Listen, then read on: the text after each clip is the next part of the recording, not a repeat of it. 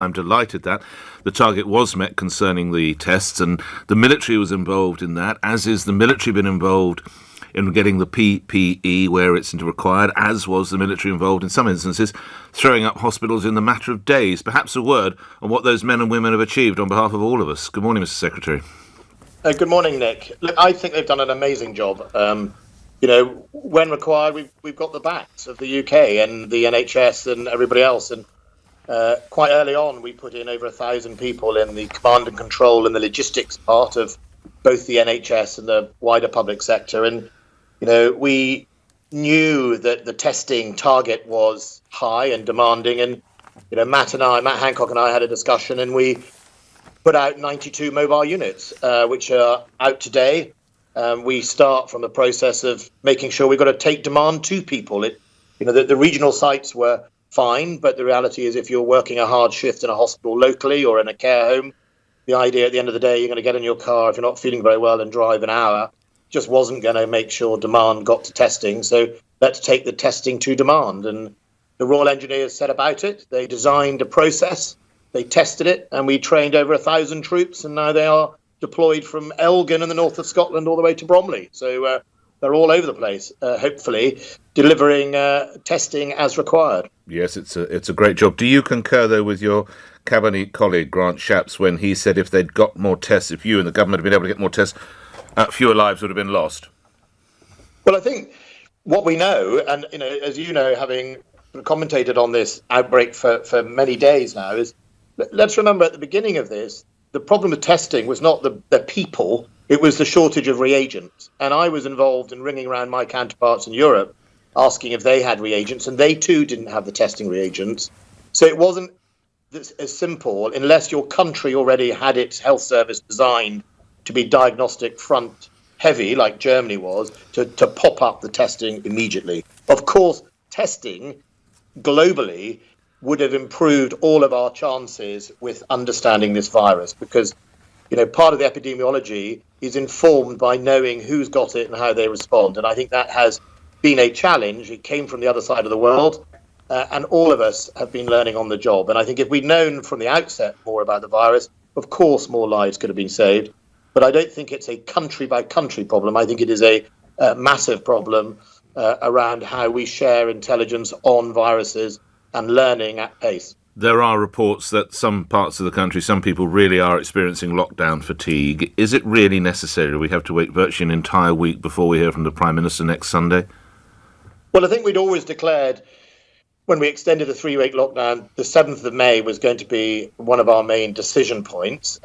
What is this week going to happen is predominantly two things. All that testing that's been in place, plus a specific testing regime called, under the ONS, the Office of National Statistics, will feed into a scientific discussion about whether we are confident the figures are in the right direction and permanently or are staying in the right direction.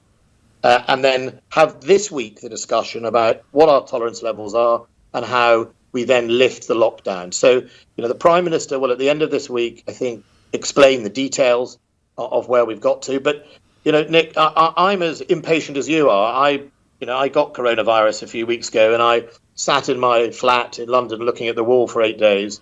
And I understand the real challenges for many people. And I am desperate to go out and, socialise, meet people and get back to normal. But I also am desperate to preserve the capacity of the NHS and indeed, protect the lives of those people, because otherwise you'll ask me the same question you've just asked about if you'd waited another week for lockdown, could more lives have been saved? I don't want to be sitting on an interview with you having to answer that question if we get it wrong. So I think it is right we wait, we get informed by detailed testing analysis and science, and then we'll be ready to get it right. Is it fair to say, Secretary of State, Cabinet meetings will never be the same again, because you're going to have 6'6" between the two of you, and I recall mentally in pictures of you, and you're as if you're in a school dining hall. You're sat shoulder to shoulder. Well, there might be quite a benefit. Well, I agree. It depends who you sit next. It depends who you sit next to, Secretary of State. I'll have to check the picture. There might be some people I don't want to sit next to. Look. Hopefully, this coronavirus is not forever. I mean, we have to get through it. But going back to work, we read government requirements could be that I need to be 6'6", 2 metres away from my colleagues, which is going to be, in some instances, jolly hard to enforce. Well, we already see people adapting to that. I mean, when you go to the supermarket, for example, you queue up and you're not 2 metres away from the person working on the counter and the till. No. Because they have a shielding in front of them. So there are methods. You could have PPE, you could have shielding.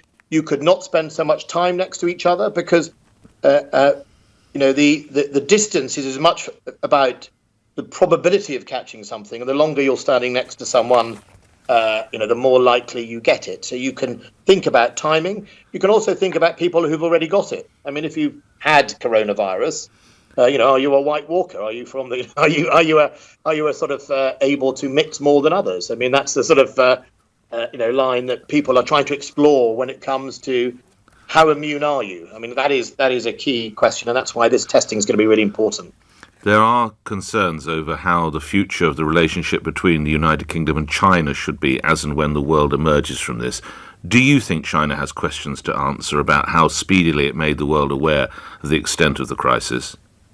I think it does, but I think the time for the sort of post-mortem on this is after we've all got it under control and have come through it and our economies are back to normal. And I think, that it's in everybody's interest for us to be transparent, both here and abroad, so we can collectively learn from this outbreak so it never happens. I think that is the really important test for us all. And, only by being open and transparent will we learn about it. And China, needs to be open and transparent about what it learned and its shortcomings, but also its successes. And when we hear more on these, and I appreciate these are very fluid and conversations will go on between you and other senior members and the Prime Minister through this week, but there's a suggestion that people over 70 might be required to stay in even after the first wave. How fair is that? That means Richard has to go out without Judy. Well, look, and have you thought of the implications of that? I'm not going to... It's not a laughing matter. It's not a laughing matter. But if you are in a relationship like that, a husband can go out, but he can't take his wife, which seems a bit strange. Look, the reality is the NHS publishes some quite clear advice about over 70s. It classifies them as either two groups of people, either very highly clinically vulnerable if they have other conditions, in which case they have to take extra precautions, or highly vulnerable, in which case they have to regard, some more measures, but it is not a blanket effect of the over 70s. I think that's the real challenge, Nick, to make sure. But look, you're right. My parents are in their 80s. I mean, the idea that they're going to, knuckle down and find that they have to get treated differently is a challenge, and we're going to have to make sure we do everything to protect them. The best thing we can do for them is get a good testing regime, which I think we now have, and hospital capacity should anything go wrong. Lastly, can't let you go without a word, and what you say now will probably play out again on Friday. You know the relevance of Friday's dates. You have the privilege of being Defence Secretary now. You go back to those times 75 years ago. A word on the success of the British Armed Forces.